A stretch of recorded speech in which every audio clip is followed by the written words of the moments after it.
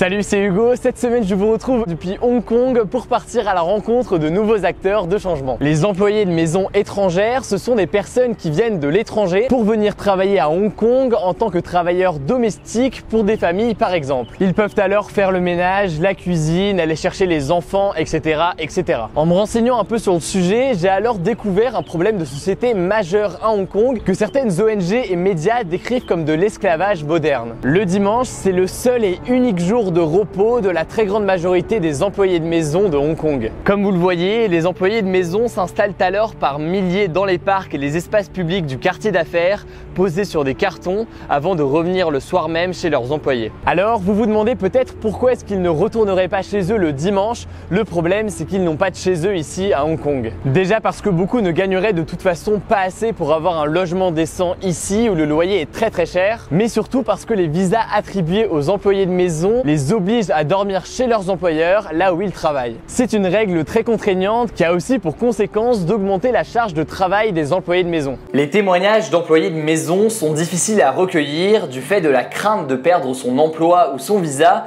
mais j'ai pu discuter au téléphone avec Jexer, une employée de maison mais aussi membre d'un syndicat de soutien des employés de maison de Hong Kong. Working for 16 to 18 hours is already a bad treatment. We are not allowed to have a live-out situation, so we are living in with the employers. This is one factor why domestic workers has been abused, bad treated, and exploited. For myself, as my main objectives is to earn money and go back to my country to take good care of my family, and also as working in a labor union, in progressive labor union.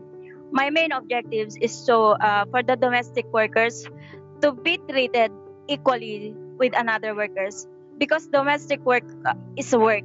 We are not slave, we are not a helper, and we deserve to be treated equally with humanity. Leur salaire minimum, il est fixé à 400 € par mois, soit moins que le salaire minimum des citoyens de Hong Kong. Aussi, elles sont obligées de passer par une agence de mise en relation entre employeurs et employés de maison. Or, elles doivent payer cette agence, si bien qu'elles se retrouvent souvent à devoir verser leur premier salaire directement à l'agence. Pour venir en aide à ces employés de maison, un certain nombre d'organisations se sont développées. Il y a donc ce que l'on pourrait considérer comme des syndicats, mais il y a aussi des organisations comme TCK Learning, un centre d'études qui leur permet de suivre gratuitement des cours de langue, d'ordinateur, mais aussi de participer à des activités artistiques. Ici, les employés de maison utilisent leur seule journée de repos dans la semaine pour étudier et développer de nouvelles compétences qui pourraient leur être utiles ici ou dans leur pays d'origine. Malheureusement, une situation similaire peut être observée dans plusieurs pays du monde, notamment aux Émirats Arabes Unis et à Singapour. Pour espérer un vrai changement, il faudra donc beaucoup d'initiatives comme celle de TCK Learning, mais aussi un changement de mentalité chez les gouvernements. Dans tous les cas, on suivra l'évolution de la situation. On se dit à très vite.